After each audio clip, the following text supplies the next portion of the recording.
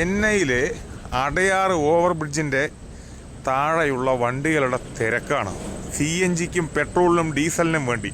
ഇതിപ്പോൾ ഇതിൽ മാത്രമല്ല, മിക്ക സ്ഥലങ്ങളിലും ചെന്നൈയിലെ കോർപ്പറേഷനകത്ത് മിക്ക സ്ഥലങ്ങളുടെയും കാര്യം ഇങ്ങനെയാണ്. ചെന്നൈയിലെ അടയാറിൽ ഇതാണ് അവസ്ഥയെങ്കിൽ മിക്ക സ്ഥലങ്ങളുടെയും അവസ്ഥ ഇതൊക്കെ തന്നെയാണ്. പെട്രോളിനും ഡീസലിനും CNGക്കും വേണ്ടി മൊത്തം ക്യൂ ആണ്. കണ്ടില്ലേ? ലോകത്തിലെ രണ്ട് മുഴുഭ്രാന്തന്മാർ ഉണ്ടാക്കിയ പ്രശ്നങ്ങൾ കാരണം ഈ ലോകത്താകമാനമുള്ള ജനങ്ങൾ വലയുകയാണ്. അതിൻ്റെ ഒരു നേർക്കാഴ്ചയാണ് ഞാനൊരു വീഡിയോയിലൂടെ കണ്ടതാണ്.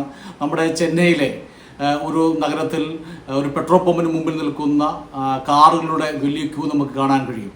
അവിടെ പെട്രോൾ പമ്പിലേക്ക് LPGയും ഡീസലും പെട്രോളും വാങ്ങാൻ വന്നു നിൽക്കുന്നവർ കന്നാസും കാറുകളും മറ്റു വാഹനങ്ങളുമായി നിരന്നു നിൽക്കുന്ന നിരയാണ് നമ്മൾ ഈ കാണുന്നത്. ഈ സംഭവങ്ങൾ കാണുന്നത് എന്താണ്? അങ്ങ് ഇസ്രായേലും അമേരിക്കയും ഇറാനെതിരെ ഒരു യുദ്ധം നടത്തുമ്പോൾ ഇങ്ങ് കൊച്ചു ഇന്ത്യയിൽ, ഇങ്ങ് തെക്കേ ഭാഗത്ത് കിടക്കുന്ന തമിഴ്നാട്ടിലും കേരളത്തിലും അടക്കം നമ്മളെ യുദ്ധം ബാധിച്ചു എന്ന് നാം തിരിച്ചറിയണം.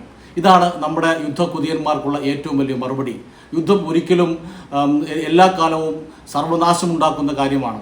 നമ്മുടെ എല്ലാവരുടെയും ജീവിതത്തെ ബാധിക്കുന്ന വിഷയമായി, ലോകത്തെ ബാധിക്കുന്ന വിഷയമായി മാറി. ഊർജ പ്രതിസന്ധി ഈ ലോകത്താകമാനം വന്നുകൊണ്ടിരിക്കുകയാണ്. ഇതെല്ലാം നമ്മൾ കാണേണ്ടത്, ഈ യുദ്ധം അവസാനിപ്പിക്കേണ്ടതിൻ്റെ ആവശ്യകത ഈ നാട്ടിലെ ആളുകൾ ഉയർത്തുന്നില്ല, പ്രധാനപ്പെട്ട ആളുകൾ, നേതാക്കന്മാർ ഉയർത്തുന്നില്ല എന്നുള്ളതാണ് ഏറ്റവും വലിയ പ്രശ്നം. ഇനി നമ്മളോട് പറയുന്നത് 200 രൂപ കൊടുത്ത് പെട്രോളും ഡീസലും ഒക്കെ വാങ്ങിച്ചുകൊള്ളൂ എന്ന് പറയുന്ന ഭരണാധികാരികൾ അറിയേണ്ടത്, നിങ്ങൾ ഇസ്രായേലിനോടും അമേരിക്കയോടും പറയണം, യുദ്ധം അവസാനിപ്പിക്കണം, യുദ്ധം സർവനാശമാണ്. ഈ തെളിവുകളാണ് ചെന്നൈ നഗരങ്ങളിൽ നമ്മൾ കണ്ടുകൊണ്ടിരിക്കുന്നത്.